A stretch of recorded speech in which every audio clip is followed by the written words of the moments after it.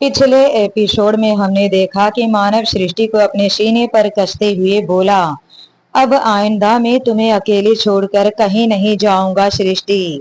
उसने अपने पकड़ कसते हुए बोला, अब हमें कोई अलग नहीं कर सकता सृष्टि, कभी भी नहीं। अगले दिन सुबह मानव सृष्टि को लेकर वहां से निकल जाता है और 3-4 घंटे के बाद मुंबई पहुंचता है। सिद्धार्थ उन्हें रिसीव करने एयरपोर्ट गया था। कुछ ही देर में उनकी कार बजाज मेंशन के आगे रुकती है। तीनों अंदर जाते हैं। मानव ने सृष्टि को घर छोड़ते हुए कहा, सृष्टि तुम लंच कर लो और कमरे में जाकर आराम करो, मुझे ऑफिस जाना होगा। लेकिन मानव, आप भी तो लंच करके जाइए ना। मैं बाहर ही खा लूंगा सृष्टि, पर अभी मुझे इसी वक्त ऑफिस पहुंचना होगा। मानव सृष्टि को घर छोड़कर सिद्धार्थ के साथ ऑफिस के लिए निकल जाता है। ऑफिस जाकर देखा तो उसके टेबल पर फाइलों का ढेर लगा हुआ था। ये क्या है सिद्धार्थ, क्या करना है इसका? मानव, इन सब में तेरे सिग्नेचर चाहिए। सिर्फ एक सिग्नेचर की वजह से सारा काम अटका पड़ा है। मानव ने अपना सिर झटक दिया। वो अपने चेयर पर बैठा और एक एक फाइल पर नजर करते हुए साइन करने लगा। सिद्धार्थ, इन सब में ही शाम हो जाएगी। सिद्धार्थ ने उसे देखते हुए कहा, तू सोच, जब तू 2 दिन से बाहर था तो मेरा क्या हालत हुआ होगा। वैसे इन फाइल में सिग्नेचर करने के अलावा तुझे आज दिन भर में 4-5 मीटिंग भी अटेंड करनी है। मानव उसे घुरकर देखता है, मतलब आज कितने बजे घर जाना है इसका कोई नक्की नहीं। बिल्कुल नहीं, और तेरे साथ साथ मेरा भी नहीं। तुझे तो घर जाकर कुछ करना भी नहीं है, लेकिन सोच, मुझे तो यहाँ से जाकर खाना भी पकाना है। मानव ने अपनी आंखें छोटी छोटी करते हुए कहा, तो क्या इसके लिए कंपनी जिम्मेदार है? कर ले शादी। अरे यार, रात के 12-12 बजे तक यहाँ बैठकर काम करता रहूंगा तो कौन लड़की मेरे साथ रहेगी। वो साइन किए हुए फाइल को उठाता है, बाहर चला जाता है। आज सच में पेंडिंग पड़े काम को पूरा करते करते दोनों को काफी लेट हो चुकी थी। सिद्धार्थ लगभग रात के 12-1 बजे घर पहुंचता है। जाकर सोफे पर बैठ जाता है। आज तो इतना थका हुआ हूँ कि मन ही नहीं करता खाना बनाने का। लेकिन बेटा, बीवी भी तो नहीं है कि पकाकर खिलाए। जो भी हो, तुझे ही किचन में जाना होगा। उसने अपने कपड़े बदले किचन में चला गया। दरवाजा तो वैसे ही खुला का खुला था। वो किचन में खाना बना ही रहा था कि तभी उसे आहट सुनाई दी। उसे एहसास हुआ कि उसके घर में कोई घुस आया है। वो बाहर निकलकर हॉल रूम में नजर घुमाने लगा। फिर 2-4 लोग आते हैं जो देखने में हट्टे कट्टे लग रहे थे। उन्होंने दरवाजे पर खड़े होकर बाहर से ही पूछा, ए, अभी अभी कोई लड़की यहाँ आई है क्या? सिद्धार्थ ने चिढ़ते हुए कहा, तुम्हें यहाँ कोई लड़की दिखाई दे रही है? वो लोग बाहर से ही रूम में एक नजर घुमाते हैं और चले जाते हैं। सिद्धार्थ सोफे के पास गया जहां एक लड़की छुपी हुई थी। उसे देखते हुए, ए लड़की, वो लोग गए, अब तू भी निकल और जा यहाँ से। उस लड़की ने सोचा भी नहीं था कि उसे घर में घुसते हुए किसी ने देखा भी होगा। उस लड़की ने हड़बड़ाते हुए खड़ी हुई। उसने ग्रे कलर का सलवार सूट पहना हुआ था। कंधे से नीचे उतरते सिल्की बाल। देखने में जितनी सिंपल थी उतनी ही खूबसूरत और प्यारी। देखिए, मेरे पीछे कुछ गुंडे पड़े हैं। अभी मैं बाहर गई तो वो लोग फिर से मेरे पीछे पड़ जाएंगे। सिद्धार्थ ने अपनी एक आईब्रो ऊपर उठाते हुए कहा, तो ऐसा काम करती ही क्यों हो कि कोई पीछे पड़ जाए? आप गलत समझ रहे हैं। उस लड़की ने मासूमियत के साथ कहा, मैं बिल्कुल सही समझ रहा हूँ। कोई शरीफ लड़की रात के 1 बजे बाहर नहीं घूमती। अब चलो निकलो यहाँ से। उस लड़की ने रोने सा शक्ल बनाकर कहा, लेकिन मैं इतनी रात को कहाँ जाऊंगी? कम से कम आज की रात तो यहाँ रहने दीजिए। उसने रिक्वेस्ट वाले टोन में कहा। सिद्धार्थ ने अपना सिर ना में हिलाते हुए कहा, बिल्कुल भी नहीं। अरे मैडम, यहाँ मेरा बड़ा इज्जत है। कोई बात नहीं, चलेगा। अबे चलेगा क्या? लोगों को पता चलेगा कि मैंने अपने घर में एक लड़की को रखा हुआ है तो लोग क्या कहेंगे? मैं तो बदनाम हो जाऊंगा ना। नहीं, तुम अभी के अभी मेरे घर से निकलो। उस लड़की ने रोने सा शक्ल बनाकर कहा, देखिए मैं कहाँ जाऊंगी इतनी रात को। प्लीज आज की रात रहने दीजिए, सुबह होने से पहले ही चली जाऊंगी। किसी को पता नहीं चलेगा। सिद्धार्थ ने कुछ सोचते हुए कहा, ठीक है, पर सुबह होने से पहले चली जाना। ठीक है, अब यहाँ सोफे पर तुम सो सकती हो। वो सोफे पर सहमी हुई सी बैठ गई। सिद्धार्थ जो किचन में जा रहा था उसके कदम रुक गए। उसने उसे मुड़कर देखा और पूछा, तुमने कुछ खाया है? लड़की ने बेहद मासूमियत से उसे देखा और ना में अपना सिर हिला दिया। खाना खाओगी? नहीं, मुझे भूख नहीं है। उसकी आवाज बेहद मीठी थी। अच्छा, तो सो जाओ। सिद्धार्थ किचन में जाता है, उस लड़की के हाथ अपने आप ही पेट पर चले गए, जैसे उसे बहुत जोरों की भूख लगी हो। वो उस सोफे पर सिमट कर बैठी हुई थी। उसकी आंखें हल्की सी नम थी। सिद्धार्थ ने अपने लिए एक प्लेट में खाना निकाला। हॉल रूम में आकर एक चेयर पर बैठते हुए पहला निवाला अपने मुंह की तरफ बढ़ाया ही था कि उसकी नजर सामने सोफे पर बैठे लड़की पर जाती है। वो अपने आप में सिमटी हुई बैठी थी। थोड़ी घबराहट के साथ वो यहाँ वहां नजर घुमा रही थी। सच में इतनी प्यारी कि किसी गुड़िया से कम नहीं लग रही थी। सिद्धार्थ ने अपनी प्लेट उठाई, उसके सामने रखते हुए बोला, तुमने कुछ खाया नहीं है ना? पहले खाना खा लो फिर सो जाना। और हाँ, कल सुबह होने से पहले भोर से ही उठकर चली जाना। ओके, नहीं तो मेरा बैंड बज जाएगा। कहकर उसने प्लेट उसके सामने रखा और बाहर चला गया। बाहर जाकर सिगरेट फूंकने के बाद सिद्धार्थ कमरे में आता है तो देखता है खाना तो जैसे का वैसा ही पड़ा है। वो लड़की सोफे पर सिमट कर अपने दुपट्टे को ओढ़कर सो गई है। सिद्धार्थ ने एक नजर उस पर किया। दूध जैसा रंग, गुलाबी होठ, सिल्की बाल, चेहरे पर मासूमियत, कितनी प्यारी लग रही थी वो। सोते हुए वो हल्की सी कांप रही थी। सिद्धार्थ ने एक ब्लैंकेट लिया और उसे सही से ओढ़ा देता है, और ऐसा करते हुए वो उसके चेहरे के बेहद करीब था। कितनी प्यारी है, कितनी मासूम। फिर अगले ही पल, मासूम होती तो अपने घर में होती, इतनी रात को बाहर घूम नहीं रही होती। उसने अपने ख्यालों को झटक अपने बेड पर चला जाता है, जो कि उस सोफे के बिल्कुल सामने था। सोते हुए सिद्धार्थ की नजर बार बार उस लड़की पर ही जा रही थी। उसने खुद से तंग आकर करवट लेकर दूसरी बाजू मुंह करके सो गया। अगले दिन सुबह सिद्धार्थ की आंख खुली तो देखा वो लड़की अभी भी सो रही है। उसने हड़बड़ाते हुए बेड से उठा, सोफे के पास जाकर, ए लड़की, अरे उठो जल्दी, सुनो। उसने अपना सिर खुजाते हुए बोला, ये उठेगी तब तक अड़ोस पड़ोस के सब उठ चुके होंगे। ये लड़की पक्का मुझे बदनाम करवा के ही छोड़ेगी। उसने उसकी पीठ की तरफ हाथ बढ़ाया ताकि वो उसे उठा सके, पर तभी वो लड़की करवट लेती है और उसकी पीठ की जगह सीना आ जाता है। सिद्धार्थ ने झट से अपना हाथ खींच लिया। अब तो इसे उठाने का एक ही रास्ता है, इस पर पानी ही डालना पड़ेगा। उसने एक जग में पानी लाया, उस पर डाल दिया। वो लड़की हड़बड़ाहट के साथ उठ गई। ओ मैडम, अब चलो यहाँ से निकलो। आजू बाजू वाले को पता चला कि मेरे साथ रात भर एक लड़की रही तो क्या इज्जत रह जाएगी मेरी। चलो अब जाओ यहाँ से। उस लड़की ने घबराते हुए अपना सिर हाँ में हिला दिया। उठकर खड़ी हुई, दुपट्टा उठाया जाने को हुई कि सिद्धार्थ ने उसे रोकते हुए कहा, एक मिनट, पहले मुझे तो देखने दो कि बाहर कोई है या नहीं। वो जाकर दरवाजा खोलकर अपना मुंडी निकालकर बाहर देखता है, दो तीन औरतें बाहर खड़ी बातें कर रही थी। उसने झट से दरवाजा बंद कर लिया। रुको, तुम अंदर जाओ और जब मैं बोलूं तो ही बाहर आना। वो लड़की हाँ में सिर हिलाकर किचन के अंदर चली गई। सिद्धार्थ अपना बाल नोचते हुए अपने आप से, मैंने इस लड़की को यहाँ रहने ही क्यों दिया पता नहीं। अब मुझे ऑफिस भी तो जाना है।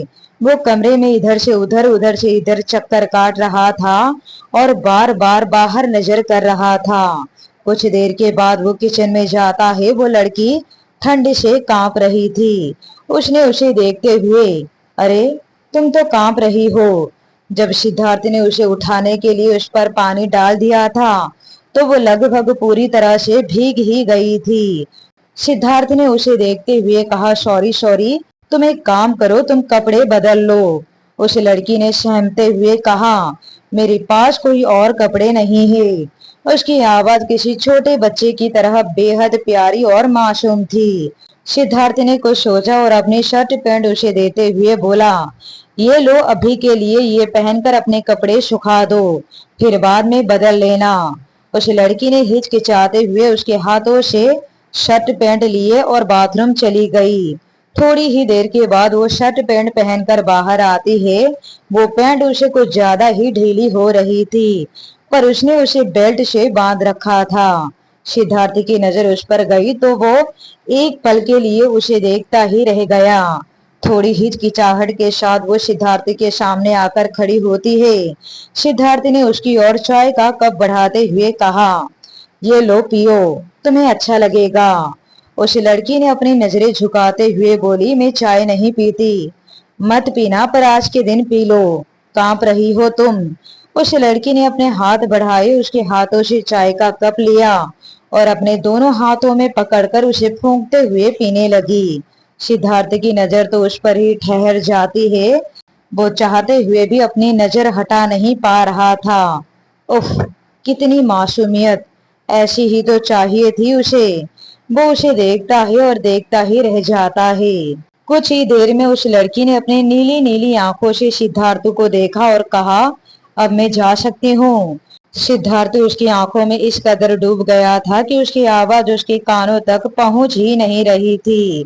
उस लड़की ने जब उसकी नजर अपने पर पाया तो वो थोड़ा घबरा गई, यहाँ वहां नजर घुमाने लगी। सिद्धार्थ सेंस में आता है, नहीं अब तुम नहीं जा सकती। उस लड़की ने हैरानी से सिद्धार्थ को देखने लगी। मेरा मतलब है बाहर सब खड़े हैं, जब मैं बोलूं तब निकलना, या फिर रात को ही निकल जाना जब सब सो जाए। अब मुझे भी रेडी होना होगा ऑफिस के लिए।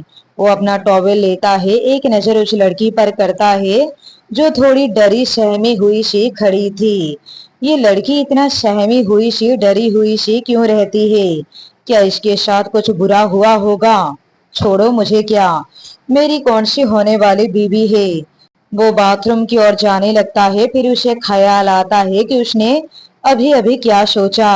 नॉट बैड, ये लड़की बीबी बन भी जाती है तो कोई बुराई नहीं। उसके चेहरे पर अपने आप ही स्माइल आ जाती है। वो बाथरूम चला जाता है। कुछ देर के बाद वो नहाकर बाहर आता है। इस वक्त वो सिर्फ टॉवेल में था। उसे टॉवेल में देखकर उस लड़की ने चेहरा फेर कर खड़ी हो गई। सिद्धार्थ ने भी झट से अपने कपड़े अलमारी से निकाले और किचन में लेकर भाग गया। एक तो मेरा रूम इतना छोटा सा, ऊपर से दो लोग कैसे इस रूम में रह सकते हैं। वो कपड़े पहनकर बाहर आता है। सुनो, क्या नाम है तुम्हारा? उस लड़की ने धीरे से कहा, सुहानी। उसका नाम सीधा सिद्धार्थ के दिल को छू गया।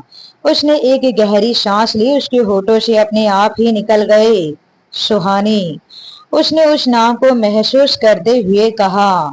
उसने सुहानी को देखते हुए बोला, सुहानी तुम्हें खाना पकाना आता है? हाँ, मुझे सब कुछ पकाना आता है। ठीक है, कुछ भी बनाकर खा लेना। वो क्या है ना, मैं सुबह का वक्त घर पर खाना नहीं बनाता, बाहर से ही कुछ खा लेता हूँ।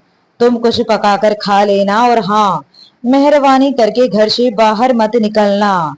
अंदर से दरवाजा बंद कर दो, कहकर वो ऑफिस के लिए निकल जाता है। वो अपने बाइक से जाते हुए सुहानी के बारे में ही सोच रहा था। रह रहकर उसका ही चेहरा उसके नजर के सामने आ रहा था। सच में बेहद प्यारी और खूबसूरत है। सिद्धार्थ ऑफिस पहुंचकर देखता है मानव तो अभी तक ऑफिस आया ही नहीं है। मानव अभी तक ऑफिस नहीं आया। इतना सारा काम पेंडिंग पड़ा है और ये इंसान घर पर कर क्या रहा है? यहाँ मानव अपने बेड पर है। उसने अपने नीचे सृष्टि को दबा रखा है। सृष्टि छूटने की कोशिश करते हुए मानव से बोलती है, मानव 10 बज रहे हैं और अभी तक आप बेड पर ही है। कब रेडी होंगे और कब जाएंगे? छोड़िए ना। मानव उसके हाथ को बेड पर कसते हुए, ये सब मैं तुम्हारे लिए ही तो कर रहा हूँ। सृष्टि अपनी आंखें छोटी छोटी करते हुए बोली, और वो कैसे? मानव उसे अजीब नजरों से देखते हुए, तुम्हें छोटे बच्चे बहुत पसंद है ना, इसलिए तुम्हारे लिए एक बच्चा लाने की प्रोसेस कर रहा हूँ। सृष्टि अपना सिर ना में हिलाते हुए, आप सच में एक नंबर के बेशर्म इंसान हैं। कल रात भर आपने मुझे सोने नहीं दिया, अभी भी आपका दिल नहीं भरा। आप उठ रहे हैं या नहीं? मानव ने अपने एक आईब्रो ऊपर उठाते हुए बोला, नहीं उठा तो मैं। उसने एकदम से उसके कान को बाइट किया।